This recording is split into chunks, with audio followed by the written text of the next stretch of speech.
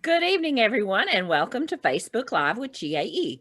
I am Lisa Morgan, a kindergarten teacher and your current GAE president. I'm Sharon Doe. I'm a physics teacher in Augusta, Georgia, and I'm the GAE vice president. And I'm Carly Shaw, a physical science teacher in Fulton County, and I'm the Georgia Association of Educators Secretary Treasurer. And we also have with us this evening our wonderful team that has been working at the Capitol with me this week and down there today. Joe Fleming, our GAE lobbyist, and Grace Akon, who worked with us through credentials, through elections and campaigns, and is now with us at the Capitol. So we do have a guest who should be joining us shortly this evening. But before we get there, let's talk about Saturday at 1 p.m. We are having our GAE Rally for Safe Schools. It is a virtual rally because we're saying that we shouldn't be bringing our students into the buildings, that would be unsafe to have them in groups. So we can't be bringing our members into unsafe groups. So it will be a virtual rally. We invite you all to join us. I will put the registration link in the comments.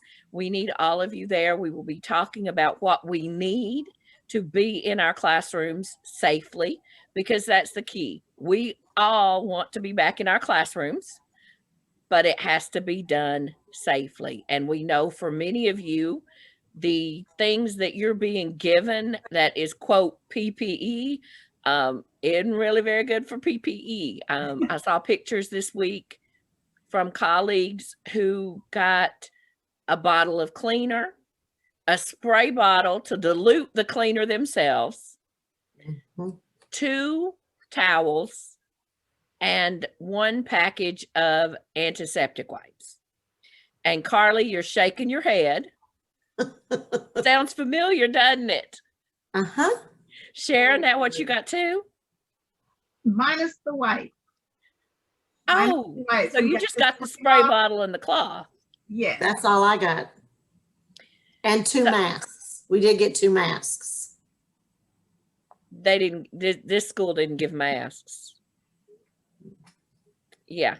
And speaking of masks, we all know that we're now being told we need to double mask. Yes, Carly's got her GAE mask. My question is, will our students be wearing double masks? And will our students think that one mask becomes the one to wear and one mask becomes the one to play with? Okay. So while we are waiting, Joe, for our guest before she gets here, why don't you go ahead and tell us a little bit about what's been happening at the Capitol this week and what we need to be looking out for coming down the pike about public education. Yes, ma'am. It's been a busy week down at the Capitol. The committee hearings are starting to move forward. Legislation's moving forward. We've talked about voucher bills. We have a voucher bill in the Senate, which is SB 47. It was the subject of a hearing this week and will likely be voted on next Wednesday.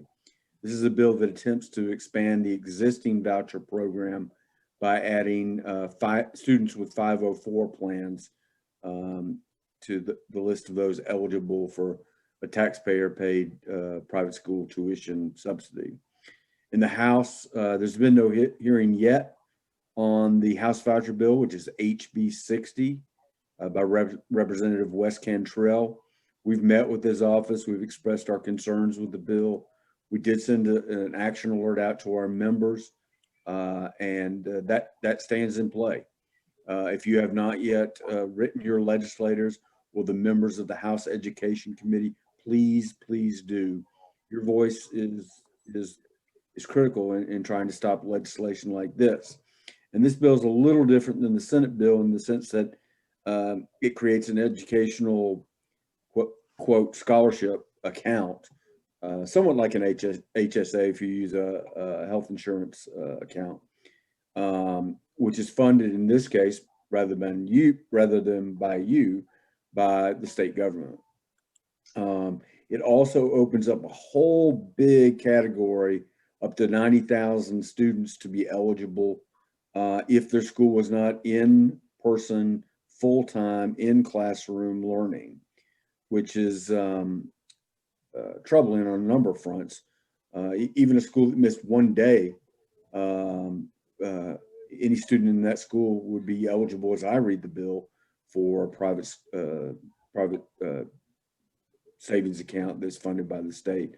Of course, it doesn't do anything punitive like that toward private schools. They may have closed for a month, and you know, only the public schools feel the repercussions, and only public schools is money taken away from and given to these kind of programs. We've talked before about waiver legislation that is a priority for us. This regards the strategic waiver system in Georgia, where a school district can appeal to the Department of Education for a waiver from pretty much any law or standard that's in Title 20 of the state code. Title 20 is the section of law that pertains to public education. I'm hopeful that we'll have a bill introduced soon. I hear that we will, and it will target certain waivers that are being given now to school districts. You know, we talk often about classroom sizes is an easy understand example. School districts can apply for a waiver from the standards in state law that prescribe the maximum number of students in a classroom for kindergarten, middle grades, high school, so that in effect that there are no limits for a system that has a waiver for class size on the number of students that can be in that classroom. And I've said it 100 times, at least two. The only thing that would limit the size of that classroom would be the fire marshal coming by and saying it's a fire hazard. That's just one example of many of waivers that are problematic for teachers, for public schools, students, and parents. Others affect fair dismissal, duty-free lunch, just any number of programs. And we feel like there needs to be some transparency and accountability and some limits on how far you can go in waiving existing law. I know Grace has been covering a couple issues that I want to mention, that I want her to mention real quickly. One, there is a bill in Georgia that's moving forward that GAE supports that will give school teachers and some ESPs 3 weeks paid leave for paternity. Am I saying that right, Grace? You were at the hearing yesterday. Parental leave. Well, yeah, I don't know why sorry. Anyway, give us an update based on your attendance at the hearing yesterday and what we got to look for. Yeah, Right. Grace, tell him moms need that leave too, not just That's the right. dads. That's right.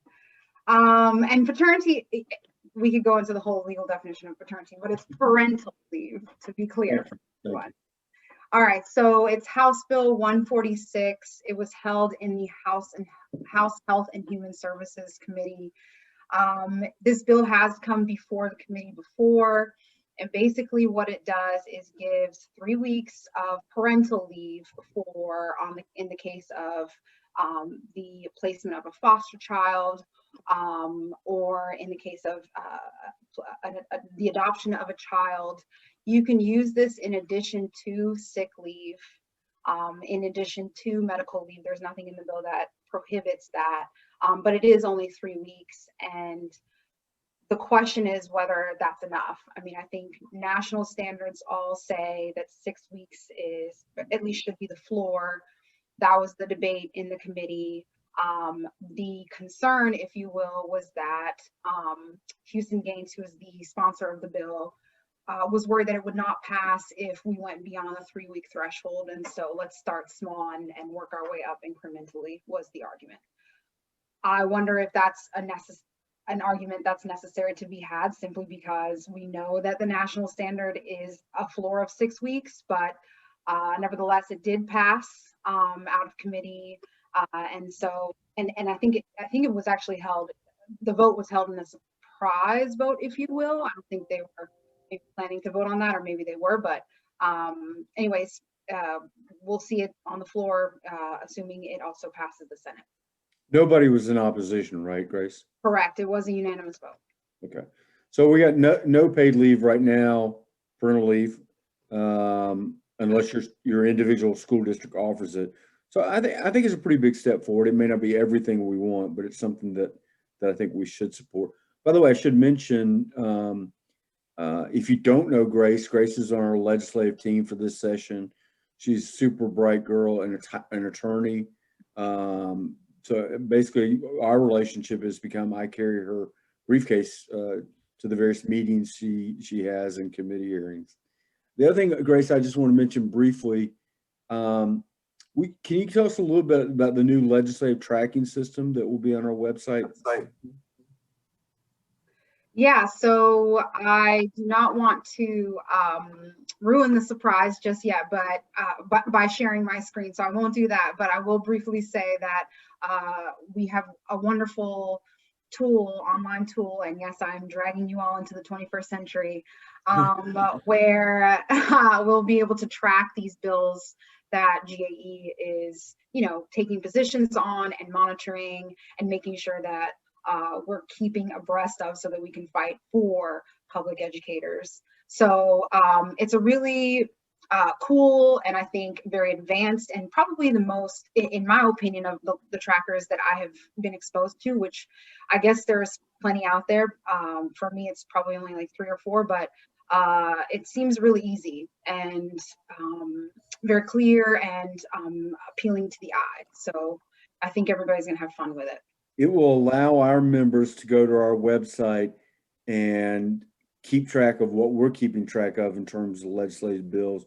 You can also keyword search. For example, if you're especially interested in legislation pertaining to the Hope Scholarship, you can type in Hope Scholarship, get a list of bills, see if we've taken a position on those bills, et cetera. So I think it's going to be a great ad, and Grace has done great work putting it together.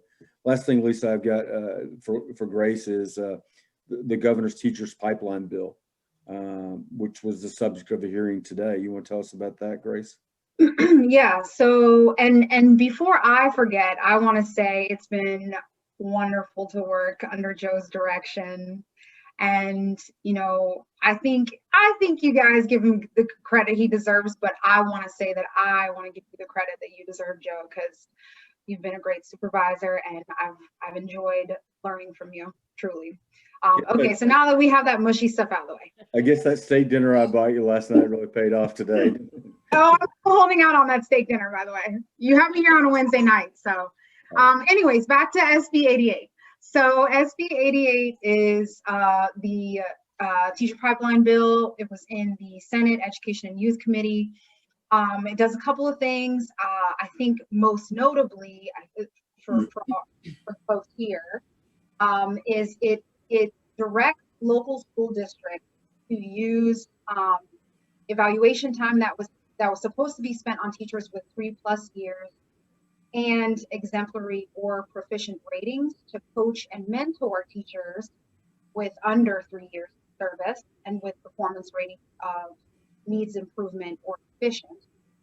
It also directs PSD to include differentiated instruction and instruction on the fundamentals of reading in approved teacher education programs. And partner, this is, I think, a really good one, to partner with HBCUs to recruit, and HBCUs meaning historically Black colleges and universities, to recruit and train minorities.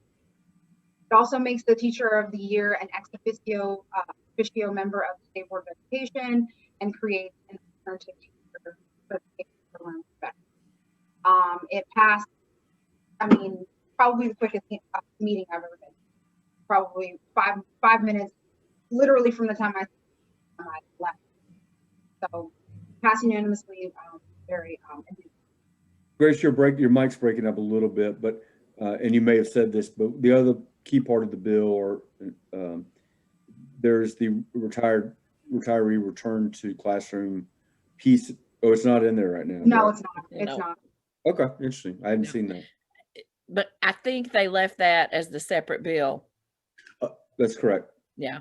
So yeah, Grace, so you went in and sat down for that meeting, and you didn't even get your seat warm, because I was watching it online, and it was like, okay, boom, we're done. Literally. I think the one I want to go back and talk about a little bit more for our members is that it directs local school districts that if you are a veteran teacher with a proficient or an exemplary, that basically they're no longer allowed to put all their teachers in the phase where you had the 6 evaluations a year, which we know everybody's taken out of that this year. But we did have districts or areas within a district where some administrator said every teacher in the building is going to get the 6 observations a year in their TEKS. Yeah. And those of us that have been around a while, do you really need to come see me 6 days, or should you be spending that time with somebody that really needs, somebody that's new, somebody you don't know yet? So that's the key difference for us as veteran educators. And I was watching, and I wanted our senator that was presenting the bill, it's phonemic awareness. So he was trying to read the reading terms, and it was obvious he wasn't really sure about what he was reading on those things. It was definitely, okay, this is education speak they've put in front of me. So, and I get to say that I'm thankful you are both down there. I got my turn Monday and Tuesday being there with you all. And we do know that GAE is at the Capitol. The thing that I am excited about, Joe talked about the waiver bill that is coming. That's from GAE, y'all. When is the last time we had a representative bringing a bill that was directly because of our efforts? Joe, do you remember one? Well, I'm on 2 years with GAE, so no, I don't remember one at all. Carly, you remember one? Sharon? No, it's been several years. So I'm very proud that we are working at the legislature, and we will have those bills coming to deal with the waiver situation, which many people have just learned about now. And I will put the link in the comments this evening. If you were not able to attend our Rights at Night when we talked about the waivers, it is on the GAE YouTube channel, and I will put that link to that particular one in the comments so you can see the Rights at Night about the waivers. So we are still waiting for our guest this evening. Well, so I have a question for Joe. Yes, Sharon, go ahead. My question was about the voucher bill. You mentioned something about a scholarship. That's the word that you use. Why are they calling it a scholarship when it really takes funds away from public education? Because they like to couch it in the best light that they think they can for their own purposes. Lisa, correct me, but basically there are 3 different approaches to state-paid private school tuition these days. One exists in Georgia, 2 of them actually exist in Georgia. One is the current special needs voucher, where there are certain medical conditions that can trigger a student to be eligible for a state-paid, really it's more of a tuition subsidy in most cases. There are problems with that bill because there are a lot of gaps in transparency. There's some vague language in the existing law about who can qualify. But currently you have about 5,000 students statewide that have these private school tuition scholarships. Then you have basically a tax break, which many states which appears to be the new hot issue, and that is where you get a tax break for sending your kids to private school. We also have that in Georgia. It's cost $600 million over the last several years. And then this House Bill 60, is the kind of, I think they're calling them educational scholarship funds. And it doesn't matter what you call it, it's just another way to defund public schools to the benefit of those families that want to send their kid to private school. And HB 60's got lots of holes in it, bad, vague language. And just in general, it's GAE's position that tax dollars shouldn't pay for private education.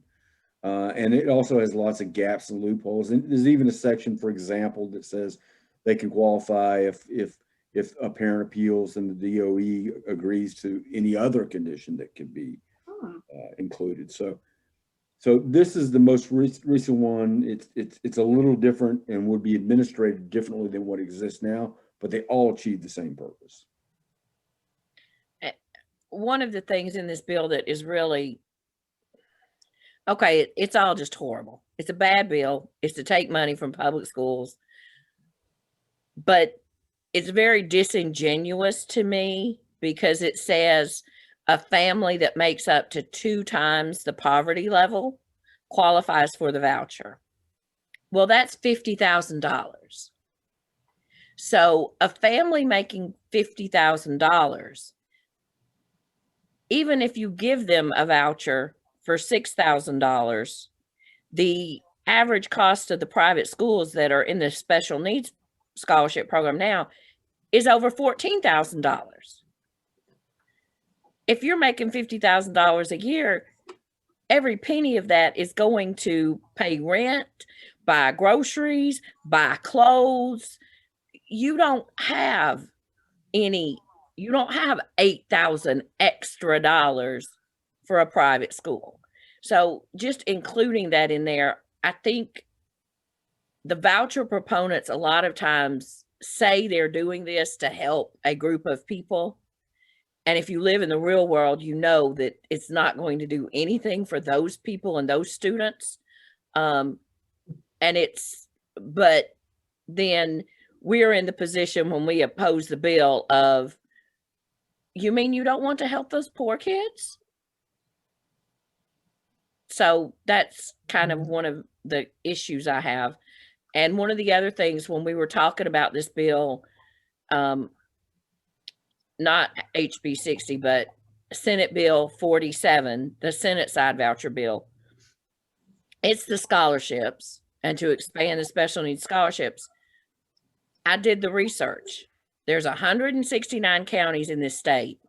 There are 54 counties that have a school that participates in the program.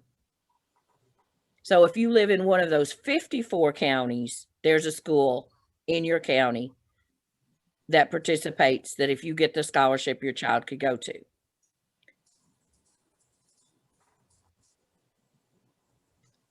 "23 of those 54 counties have one school participating. So for the vast majority of our counties, there's no option in your county. And then for those 23, there's one option.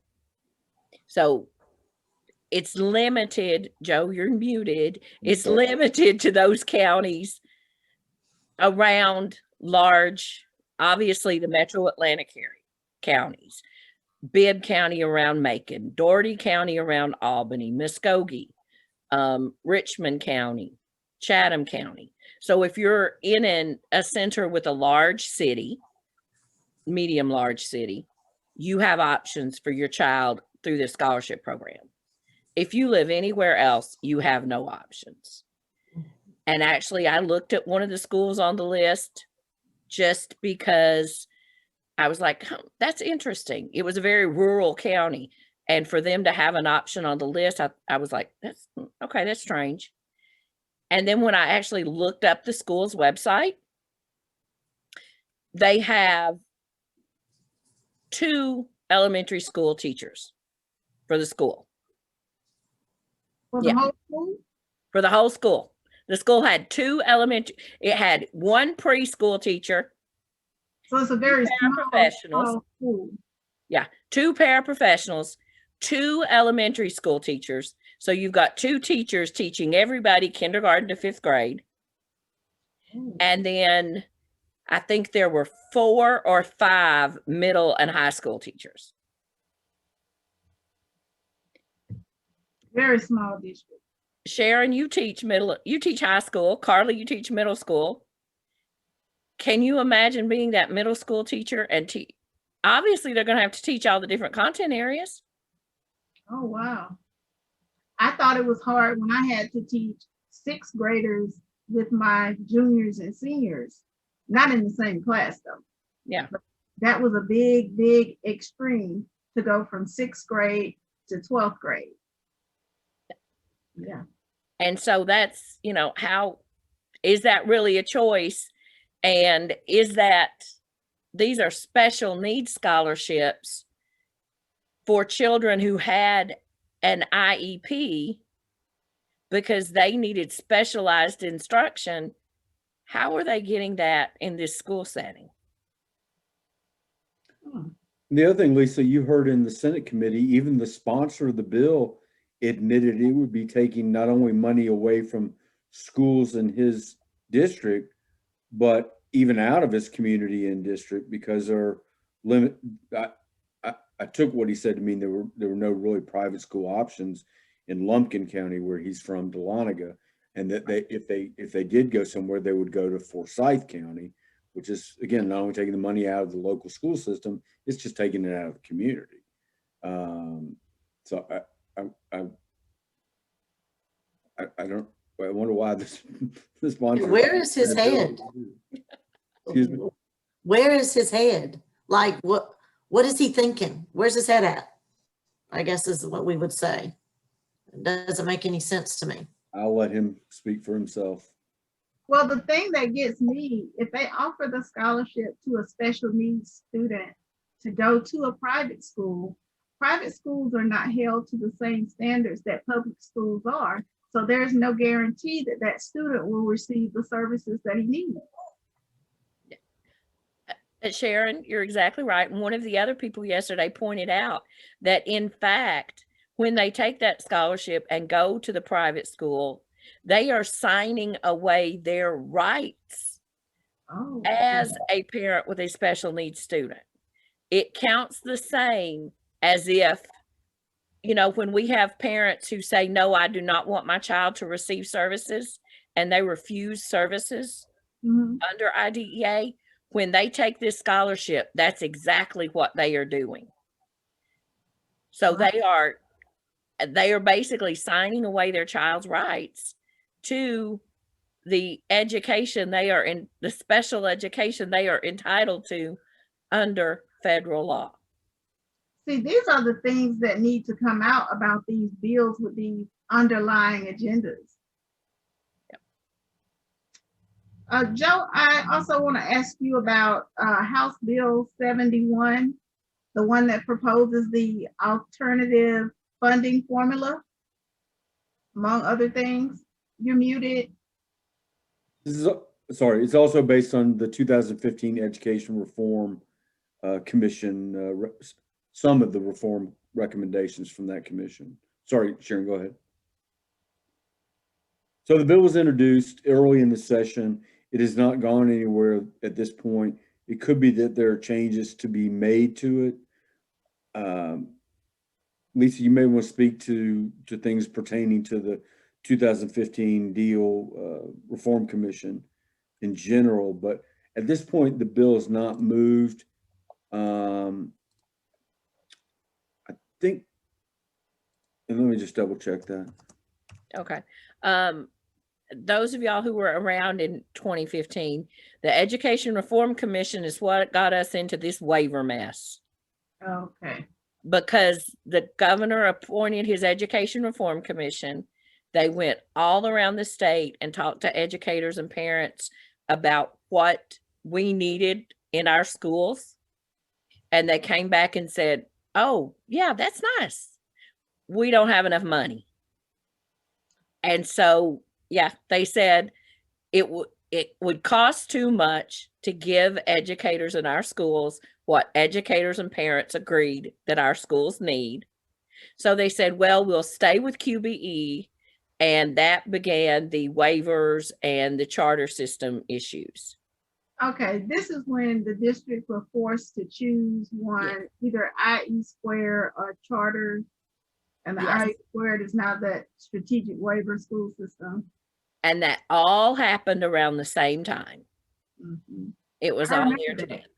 I remember that. So they didn't have enough money to fully fund education. Right. Didn't have enough money to give us what we truly needed and what all these people they interviewed said we needed. So now they've decided to take even more money away through vouchers and waivers and all this mess. This just doesn't make any sense.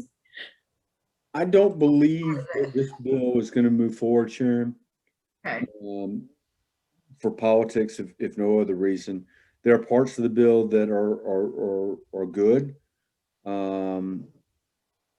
But I don't think, given the sponsors of the bill and what's happened so far, that there's any likelihood the bill is going to move forward. You know, and by the way, I meant to mention up front, we're getting really close to halfway through this session. Crossover day should be the 27th day. So things are starting to happen, and there's still that undercurrent of we got to do the budget before a potential shutdown because of COVID. And again, I'm not speculating as to whether they're gonna. I've not been told that they'll shut down for COVID, but I think that they all recognize that that is a possibility. Grace, I have a question for you. Can you tell us a little bit about the work that you do when you're on Team GAE at the Capitol? Most of what I do is just take marching orders from Joe. I think he is very strategic about how to protect or advance or lay this, groundwork, if you will. So I've been meeting with legislators that GAE endorsed, or at least recommended, that we gave checks to and support to, and putting a face to those contributions, if you will, and having conversations about these bills, having conversations about public education generally, having conversations about the partisan politics that's going on, having conversations about the sort of the urgency, if you will, given that we are in COVID right now and there are so many attacks from all sides. So, most of it is, I always say, this relationship building. It's been interesting because the way you catch people at the Capitol is in passing between committee meetings, for example, committee rooms, and catching people in the hallways and just chatting with them. Actually, Joe, I meant to tell you, I ran into Representative Calvin Smyrie. He was coming off of the elevator, and I said, hey, and I gave him my card. We had already had a whole conversation in his office. But I gave him my card anyways. And I was like, hey, good to see you. My name is Grace, just in case, thinking, listen, this is old guy. He needs a reminder, and he ended up remembering, of course, the conversation, which was really cool. And we got to chatting about personal stuff. Like, he's on the board of Morehouse School of Medicine, where my sister just graduated from. So he was like, let me know, if, what she's up to, and things like that, making those connections. That's how people end up remembering you and end up, maybe listening to you when you want them to hear your side. So that's a little bit of what we've been trying to do, Sharon. Hope that answers your question. Sharon, let me add to that. And Grace has been great, and having Lisa at the Capitol is just the best. There are a lot of new members this year that we wanted to make sure we met. And by the way, I love it, Grace. My name is Grace, just in case. I want to have a bumper sticker printed. But in a large part of it is we want to establish ourselves as the go-to organization for senators and representatives to contact anytime they hear the word public education. I want them to call someone on our staff or their local GAE member and say, explain this to me, or what do you think about? I think we've done a pretty good job. We had a great meeting with the House Education Committee Chairman yesterday with Lisa and Grace. Ran into one of the very new members who's a subcommittee chairman of that committee, who it turns out his wife is a GAE member, and who at least has a soft spot for us, the member, and I hope his wife does too. She's apparently been a member for 20 years. So, you never know some of these background stories that end up interconnecting you with people that can really help you out and make a difference down there. Our focus right now is looking ahead to key votes that are coming up, and both voucher bills I believe, will be voted on next week. So we're beginning, or we have already begun, looking at the list of the committees and identifying potential targets. And the key targets, I think, for us in the voucher bills are rural legislators and rural Republicans in particular, because as we described the situation in Lumpkin County, money's going to be flowing out of their local schools, especially when those local schools are really the hub of community activity, and in many cases leaving that school for a private school or out of the district. And I think we've had, I will tell you this, I don't want to get into specifics, but there's a sponsor of the Senate voucher bill who has peeled off of it.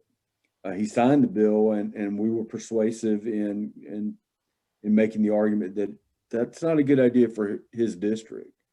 So those are the kind of members we're looking at right now. Members where we think we can make an argument against the voucher concept in general, but also the impact on their district. And then there are plenty of committee hearings, which are not always fun to sit through, but it's important to be there. And Grace sometimes asks me, and I know Patrick Crabtree's asked, don't they post meeting notices, or do they have a requirement to post these in advance? Not really. You could, I mean, there could have been 5 committee meetings today, and if Grace had not been there today, we might not have known about them. That wasn't the case today, but things happen at the Capitol very quickly, and having a group down there that's tuned in and knows what's going on and is constantly talking to legislators and on top of committee hearings is going to make a difference for GAE, I believe. Okay. So I want to plug our next commercial after that, because Grace and Joe both talked about getting to know legislators and them getting to know us and hearing our stories as as educators. So I put the link for GAE Day at the Capitol in the box. And Sharon and Carly, this may be news for you. I don't know if we've told you about that. If you have already signed up for GAE Day at the Capitol, you need to check your mail starting probably Monday, Tuesday or so of next week. We will be working tomorrow to send a package to all of our members who have signed up for GAE Day at the Capitol. And we are going to have an activity where we actually write legislators and send them an actual handwritten card in the mail. So Grace and I are going to be working on that tomorrow. And of course, we can send them lots of email, but a snail mail's nice. And they can't just hit click and delete. It will take them a little bit longer if, as one of our voucher bill sponsors said, he wasn't reading our emails. If it's there in front of them, hopefully they will read it. So we're going to be sending that out. So I put the link for the GAE Day at the Capitol in the comments, and we would ask everyone to sign up. If you're not signed up by Friday, we may not have time to send you the cards and things, so you'll have to do just email or have your own cards. But if you're already signed up, we will send those to you.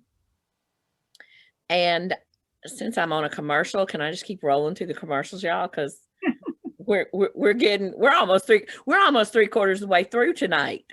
The gala. Janice McAllister was our guest last Thursday, and if you didn't see that, you need to go back and watch last Wednesday's Facebook Live. She was inspirational. I wanted to go in a classroom the very next morning and teach after listening to her. She will be recognized as one of the 51 NEA Foundation California Casualty Award winners for excellence in teaching, and that is Friday night. And anyone can register and watch the gala. I will tell you, it is always inspirational. The 5 Horace Mann winners, finalists will be announced, and we'll get to see little videos of them with their kids. And then they will announce the final $25,000 winner. Several years ago, we did have one of those finalists from Georgia. And I still think about Dr. Melissa Ladd. She's now Dr. Melissa Smith in Coweta, and watching her in her classroom. It was just amazing. And I know Janice is going to be honored Friday night. So I will put the link. Everybody join us, and you will be inspired by all of these great educators. Lisa, I know we've had a number of bills introduced in the last couple of days that are near and dear to your heart pertaining to early grades and recess and homework. I didn't know if you wanted to raise those as well. I do not remember the bill numbers, but we are, for all of the bills that have come up for education, we are going to, they will be in our legislative alerts to let you know what they are. The recess bill, Carly, get ready. This is K8. Yes. Mandatory recess, 30 minutes a day. And yes, we all know.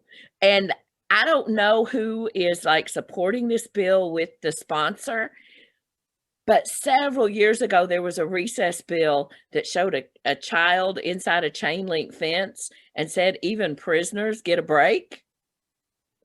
Oh, And, you know, I think maybe we need to bring that back, because our children, particularly now, they're inside all day long. Yes, they need that break, that 30 minutes of recess. And the other bill that Joe just sent me today, so I do still have some questions, is homework for kindergarten to second grade students. And yeah, the way I read it, it does not prohibit homework for those students, but it prohibits the student experiencing consequences for the homework. So you can give them the homework, but it can't be graded as a grade, or they can't lose their recess because they didn't do the homework. They can't, you know, they can't be penalized.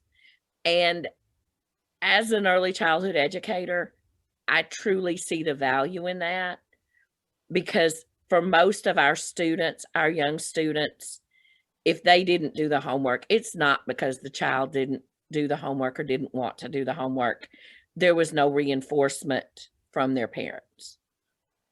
And that was one of the things, the first week my children were with me, yes, they had homework in kindergarten, and, you know, I did the same homework every week the first week. But I always talked to my parents about the importance of the homework and why it was important for them to do the homework, and that it would never be something that I hadn't gone over in class with them. And it was always practice for the skills that we were working on in class. But the only grade they ever got on that homework was a happy face.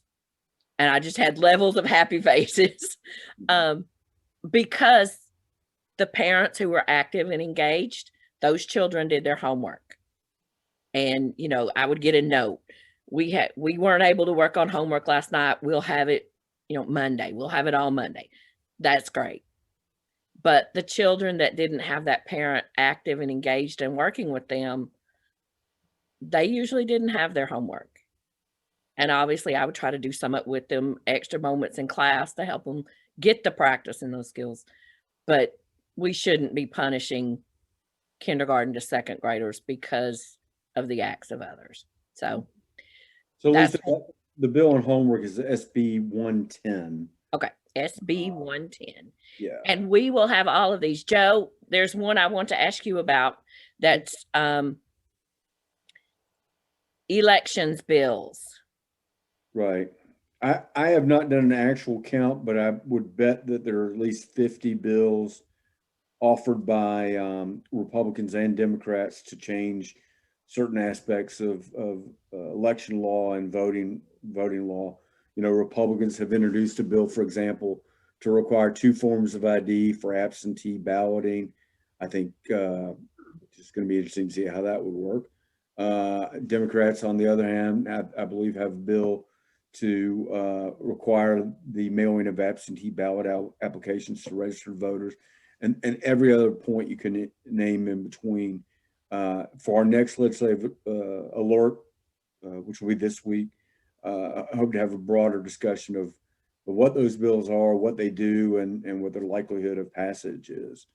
But it's probably one of the most visible issues at the Capitol this year. Well, speaking of elections, I think Grace did an absolutely wonderful job on elections and campaigns to help turn Georgia blue, to help GAE do its part to help turn Georgia blue.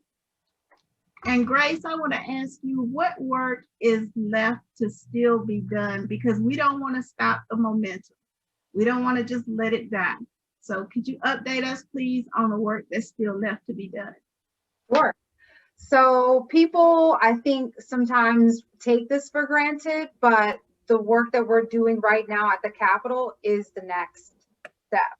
So in terms of politics, you can fight electorally, which is what this past election cycle was all about, making sure that we're getting people in office to represent us and our issues. And then you can fight where the laws are being made, which is at the Capitol here in Georgia, and under the Gold Dome, and hold those same folks that you contributed to accountable, as well as our leaders who were duly elected accountable. And I would suggest that the easiest thing, maybe not the easiest, depending on what your time is, but certainly like the next obvious point of engagement for GAE members is the GAE Day at the Capitol, which is coming up on February 25th, which is a Thursday. I'll let Lisa talk more about it, but we have, I think, a pretty good program that is going to hopefully educate everyone who attends so that they can organize powerfully in the name of educators. So I guess I'll just transition over to Lisa if you want to talk about that.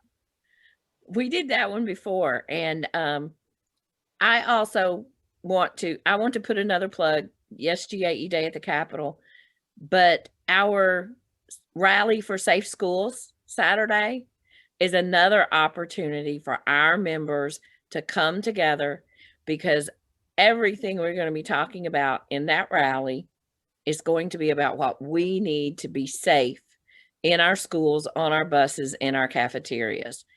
And I'm going to put that registration information again in the comments, because it's not just a local issue. It really is a state issue, and we need our representatives. We need the governor realizing this is an issue that impacts all of us, whether you're an educator, whether you're a student.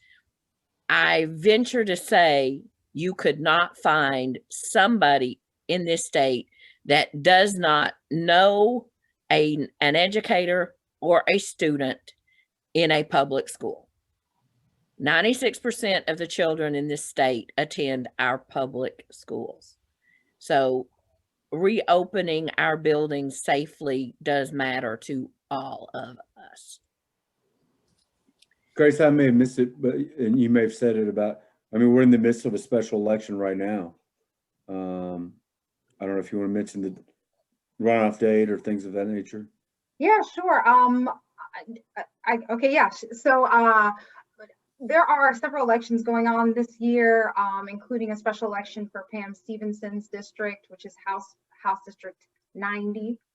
It covers, I believe, Rockdale, DeKalb, and Henry, if I'm not mistaken. Did I get those 3 right?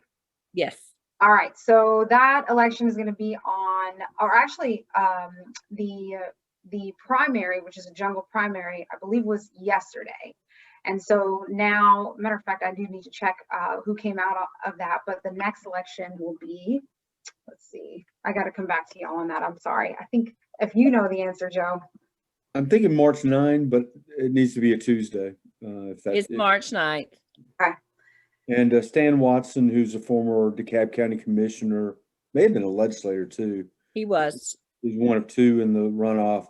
And then Angela Moore, who's been active, and her name is, I think she's got pretty good name ID in that district. I honestly can't right now remember what her background is, but those are the two candidates in the race. We'll be sending questionnaires out, or have sent questionnaires out, Yeah. And taking a look at that race as well. But another, just to make Grace's head even bigger, is I think, and Lisa's too, I think we really upped our game in the campaign and election world this past year. And Thank you, Grace. yeah. Thank y'all. Couldn't have, I am one person. I could not have, but none of this could have been done without GAE leadership and membership. So please pat yourselves on the back, because as we all know, every one of those votes counted, every one of them. In the number, the several recounts, those votes, each one of them counted. And if you don't mind, I'm just going to segue to the fact that it's not just the House District 90 special election that's happening this year. Yes, this is an off year, but there are still elections happening this year. You've got city council races this year in your local areas. You've got school board races in your local areas. I mean, those are the ones to watch, because we all know politics is local. So I highly, highly encourage you to pay attention to what's going on in your local community. And if you want to keep that wave going, that's for public educators. Keep an eye on the people who are running, because this is the time to do it. Because you can't say anything if you didn't pay attention to them when they were running, and then they get into office and start doing things you don't like. So. And we've talked about this on past calls, but if you are a member of GAE that has an interest in running for political office, whether it's school board, state legislature, whatnot, we would love to be in a position to know about your campaign and to be of potential help in the future. The doctors, frankly, at the state capitol, they do a really good job of electing physicians and allied professionals, and we've got teachers down there, no doubt about it, and retired teachers too. But if you're thinking about it, let us know, because we'd like to see more educators involved in the political process. How about members coming to the Capitol? Well, and I love having our members down there, but it is still really difficult to get access to members. Normally, Carly, when we talk about working the ropes, that's the stanchion outside of the chambers, House and Senate, where a lot of people will send notes in asking to meet with legislators. That's completely blocked off. Many of the legislative offices you go to, you have to make an appointment by phone or email for several days in advance. There are not that many people at the Capitol beyond legislators. Even the number of lobbyists at the Capitol this week, at any given time, there were probably 50 in the Capitol that were visible where lobbyists normally hang out. I love it. Out of about 1,000 registered lobbyists. So yeah. Big fish in a small pond then, right? Like, in the sense that we don't have as much competition because we're there, boots on the ground. That's right. You're exactly right. I still want to be very cautious about asking our members to physically come down, but we absolutely need them to work their telephones and email and text messages as much as possible. The day of the Capitol, I think Lisa said, is going to be virtual. And any assemblage of folks down there is really frowned upon and subject to be broken up. We could try to get everybody to come down to the Capitol and make an impact, but we may find ourselves standing outside in the rain, literally. And we actually had an appointment with a legislator yesterday, and they asked us not even to wait in his office reception area. No, y'all go stand in the hall. Yeah. They are very serious about the COVID mitigation, more serious than what's happening in our schools, because obviously they are being tested twice a week, and the benches have tape across them, so you're sitting 6 feet apart. And we haven't talked about that tonight. And y'all know we've almost talked for an hour. Yeah, almost an hour already. And you know I have to depress us all, or it wouldn't be Facebook Live. So our numbers for today, we have 84,993 cases of COVID-19 in children ages birth to 17 in Georgia. 1 week ago, that number was 81,598. And 1 month ago, that number was 65,631. So that's basically 19,000 cases in the last month. It's not getting better in our children at the same rate the total cases are getting better. We're still averaging in children over 479 cases per day.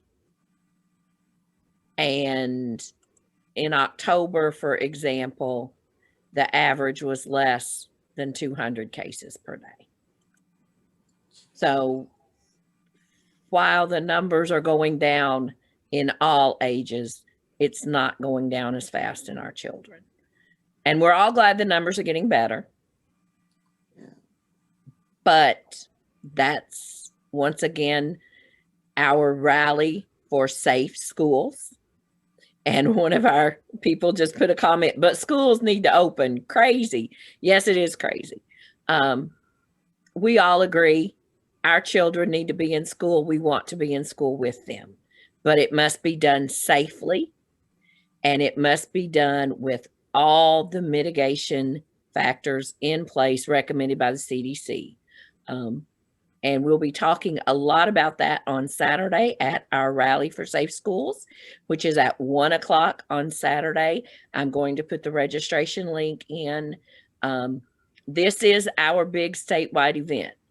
If we were in a normal time when we could bring everybody together, this would be when we were asking 300 or 400 of you to come to the Capitol or to come to GAE's front yard or to come to a school somewhere to let our voices be heard. Obviously, we cannot do that safely and securely in this time. Somebody has said, well, we could go to the Capitol anyway. Y'all, they have tanks at the Capitol still. I was kind of surprised Monday when I got there, and there was a literal tank sitting there that I was walking by as I was walking in for the committee hearing. That's not the backdrop that we need for educators. So we need you to join us virtually. We need the 300 or 400 of you that we would have said, hey, come on down, join us virtually. So you can be in your you can keep your comfy socks on. You can keep your sweatpants on. You don't even have to put your shoes on. As Reverend Warnock said, put your shoes on, get ready. Not just get ready and join us at our Rally for Safe Schools Saturday. We will have guests. We will have the media there. They need to see that we are concerned and that we are speaking up for our students, our colleagues, ourselves, and all of our families collectively. So that's the end of my rah-rah speech. I need everybody there. Carly, you gonna be there? Yes. Sharon, you gonna be there? You know it, definitely. Joe? I will be there. Grace? Grace is gonna have her shoes on and be ready. I know she is. So, great. You got me. You got me. And we need everybody that's watching us now to be there. Thank you all for joining us this evening. This hour has flown by. We're over it. It has flown by, but lots of great information about what's happening in the legislature. Lots of information for us as educators, things we need to be on the lookout, things we need to let our representatives know where we are and what it concerns us for our students. And we will see you all next Wednesday for another edition of Facebook Live with GAE. You all have a great rest of your week. Everybody that has Monday off, enjoy Monday, take a break, relax. Don't even take that bag to the car, because 90% of the time you're going to take it to the car and it's going to live in the car all weekend.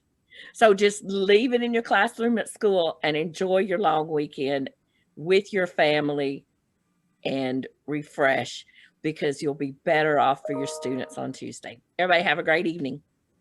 Bye. Be safe. Take care.